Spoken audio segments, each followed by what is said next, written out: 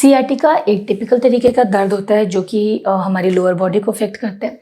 ये basically sciatic nerve से radiate होता है और जो सियाटिक नर्व का पाथवे होता है, ये थ्रू आउट दैट पाथवे जो डिस्कम्फर्ट और पेन है कहीं भी हो सकता है। लेकिन टिपिकली ये लोअर स्पाइन से शुरू होते हुए बटक्स को और जो back of the thigh and calf है उसको अफेक्ट करता है, वहाँ पे ये पेन रेडिएट होता है। तो इसको हम सियाटिका का हॉलमार्क भी कह सकते हैं। अब अगर हम बात करें कि किस तरीके से सियाटिका को डायग्नोस किया जाता है और इसके मैनेजमेंट और ट्रीटमेंट के क्या तरीके हैं, तो सबसे पहले समझते हैं कि किस तरीके से इसको डायग्नोस किया जाता है, किस तरीके से इसको कंफर्म किया जाता है। तो जब आप इस तरीके की कंडीशन को लेकर, इस तरीके के दर्द को लेकर अपने डॉक्टर के पास जाते हैं, तो सबसे पहले तो जो आपकी हिस्ट्री होती है वो बहुत ज़्यादा मायने रखती है। मतलब कि जो आपकी तकलीफ़ है, किस तरीके से दर्द शुरू होता है, कहाँ पे एग्जैक्टली दर्द होता है, किन एक्टिविटीज़ के दौरान दर्द में और ज़्यादा सीवियरिटी बढ़ जाती है। ये कुछ एक सवाल होते हैं जो आपके डॉक्टर आपसे पूछते हैं, जिसका सही जवाब देना बहुत ज़्यादा ज़रूरी होता है ताकि आपके जो डॉक्टर हैं आपकी कंडीशन को एग्जैक्टली समझ सकें कि किन कारणों से ये दर्द हो रहा है। ये जो दर्द होता है बेसिकली बॉडी की एक साइड को अफेक्ट करता है। साथ ही साथ जो आप एक क्लिनिकल जो आपकी हिस्ट्री है उसके साथ में कुछ एक फिजिकल एग्जामिनेशन भी आपके डॉक्टर करते हैं, जिसके द्वारा ये कंफर्म किया जाता है कि ये जो दर्द है ये सियाटिका का ही है या फिर इसका ओरिजिन कुछ और है। तो किस तरीके की फिजिकल एग्जामिनेशन किए जाते हैं? आपको हो सकता है कि आपके डॉक्टर अपने टोज पे यानी हील पे चल के दिखाने के लिए कहें, साथ ही साथ जो स्क्वाट पोजीशन है उसमें जाकर उसके बाद उसमें से उठने के लिए कहें, इन एक्टिविटीज़ को रिपीट करने के लिए कहा जा सकता है। साथ ही साथ लेट करके अपने पैर को ऑल्टरनेटिवली 1 बाय 1 मूव करने के लिए कहा जा सकता है।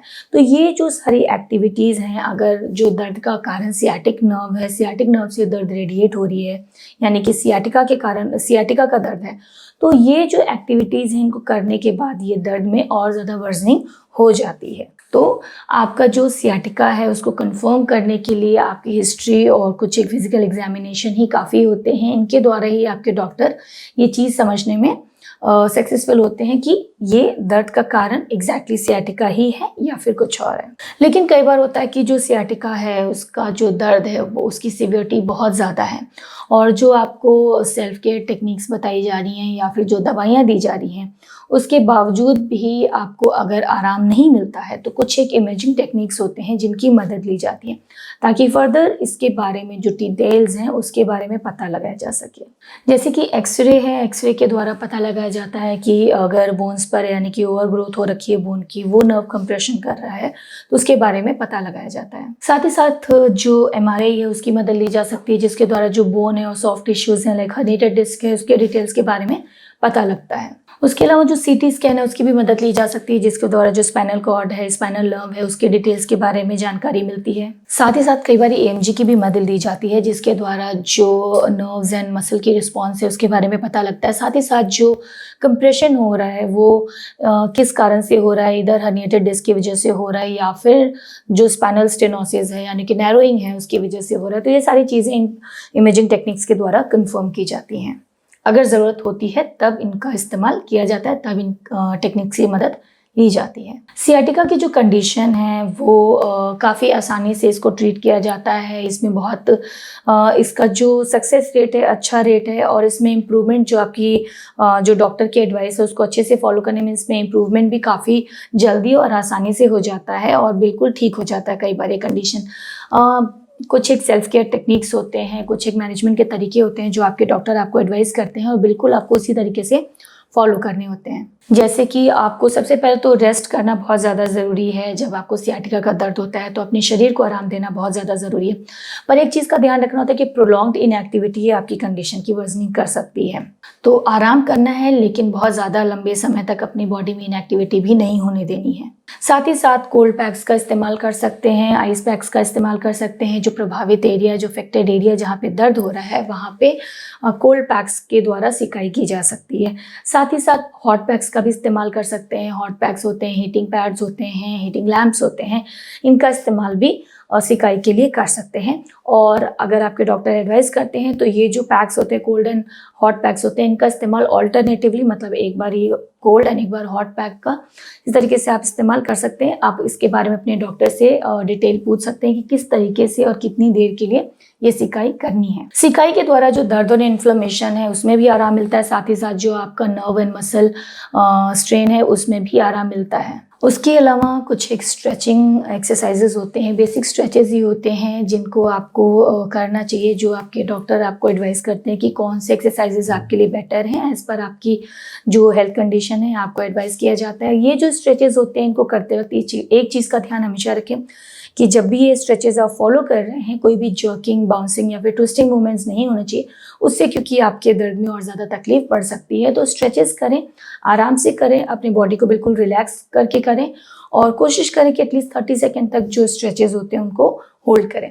ऐसी एक्सरसाइजेस के बारे में जानने के लिए हमारे डिस्क्रिप्शन बॉक्स में हमारी टीम ने जो लिंक दिया है फिजियो चैनल का, उसकी भी आप मदद ले सकते हैं। साथ ही साथ स्पाइनल एडजस्टमेंट या फिर स्पाइनल मैनिपुलेशन की भी मदद ऐसी कंडीशन में ली जाती है जहाँ पे जो रिस्ट्रिक्टेड मोबिलिटी है स्पाइन की उसको ट्रीट किया जाता है, जो स्पाइनल मूवमेंट्स हैं उनको रिस्टोर किया जाता है और जो दर्द है उससे आराम दिलाया जाता है। इन सब के अलावा कुछ एक दवाइयाँ भी होती हैं जिनको आपको एडवाइस किया जा सकता है, लाइक एंटी इन्फ्लेमेटरीज हैं, मसल रिलैक्सेंट्स हैं, कुछ एक नार्कोटिक्स भी होते हैं, साथ ही साथ anti depressant and anti scissor drug का भी इस्तेमाल कुछ एक कंडीशंस में किया जाता है। ये सारी दवाइयाँ जिस तरीके से आपके डॉक्टर आपको एडवाइस करते हैं, जिस डोज में, जिस स्ट्रेंथ में और जितने ड्यूरेशन के लिए, आपको बिल्कुल उसी तरीके से ही इन दवाइयों को फॉलो करना चाहिए। अपने हिसाब से इसमें कोई चेंजेस नहीं करने चाहिए और किसी भी दवाई को लेकर सेल्फ मेडिकेशन बिल्कुल नहीं करना चाहिए, वो फायदे से ज़्यादा नुकसान पहुंचा सकता है। तो हमेशा जब भी दवाई का इस्तेमाल करें अपने डॉक्टर के एडवाइस के हिसाब से ही करें। जब एक बारी जो ये अक्यूट पेन है, जो ये सीवियर पेन है, इसमें आराम मिल जाता है तो आपके डॉक्टर आपको फिजिकल थेरेपिस्ट से मिलने के लिए एडवाइस करते हैं ताकि कुछ एक रिहैबिलिटेशन प्रोग्राम्स के द्वारा कोई फ्यूचर इंजरी ना हो, उसको प्रिवेंट करने के लिए इन रिहैबिलिटेशन प्रोग्राम्स की मदद ली जाती है। ये जो प्रोग्राम्स होते हैं टिपिकली इनमें कुछ एक एक्सरसाइजेज होते हैं जो कि आपकी फ्लेक्सिबिलिटी को इंक्रीज़ करते हैं, आपकी मोबिलिटी को इंक्रीज़ करते हैं, आपकी मसल एंड नर्व की स्ट्रेंथ को बढ़ाते हैं और आपका जो पोस्चर है उसको करेक्ट करते हैं। साथ ही साथ अगर कंडीशन बहुत ज़्यादा कई बार ख़राब होती है जहाँ पे दवाइयों से भी मदद नहीं मिलती है और जो बाकी टेक्निक्स हैं, बाकी जो मैनेजमेंट के तरीके हैं उनसे भी मदद नहीं मिलती है, तो स्टेरॉयडल इंजेक्शंस की भी मदद ली जाती है। ये अफेक्टेड एरिया में इंजेक्शंस दिए जाते हैं। ये भी जो होते हैं बिल्कुल आपको अपने डॉक्टर के एडवाइस के हिसाब से ही लेनी चाहिए। लास्ट में आता है सर्जरी, जो कि बहुत ही रेयर कंडीशन में इसका इस्तेमाल किया जाता है। सर्जरी एक रूटीन बेसिस पे करने वाली टेक्निक नहीं है। हम बाकी जब टेक्निक्स का इस्तेमाल करते हैं उससे ही हमें सियाटिका के प्रॉब्लम में काफ़ी ज़्यादा आराम मिल जाता है, पूरी तरीके से ठीक हो जाता है। तो जो सर्जरी का ऑप्शन है ये बिल्कुल लास्ट ऑप्शन है और वो उन कंडीशन में रखा जाता है जहाँ पे नर्व कंप्रेशन की वजह से वीकनेस बहुत ज़्यादा हो जाती है, ब्लैडर एंड बॉल पे कंट्रोल ख़त्म हो जाता है, तब जाके सर्जरी की मदद ली जाती है। अदरवाइज सर्जरी करने की ज़रूरत नहीं होती है। तो डेफिनेटली ये बिल्कुल लास्ट ऑप्शन है और बहुत ही कम कंडीशन में इसकी ज़रूरत पड़ती है। तो इन तरीक़ों से जो सियाटिका का दर्द है उसको मैनेज किया जाता है, उसको ट्रीट किया जाता है और इसमें काफ़ी ज़्यादा आराम मिल भी जाता है, पूरी तरीके से ठीक हो जाता है। तो अगर हम सारी अपने डॉक्टर के एडवाइस को मानते हैं तो ये कंडीशन पूरी तरह से ट्रीटेबल है। तो हमने बात की किस तरीके से सियाटिका को डायग्नोस किया जाता है, किस तरीके से उसको ट्रीट और मैनेज किया जाता है, बाकी किस तरीके के इसके लक्षण होते हैं, क्या इसके कॉम्प्लिकेशंस होते हैं, उसको जानने के लिए इससे जुड़ा हमारा दूसरा वीडियो ज़रूर देखें। मिलते हैं अपने अगले वीडियो में। धन्यवाद।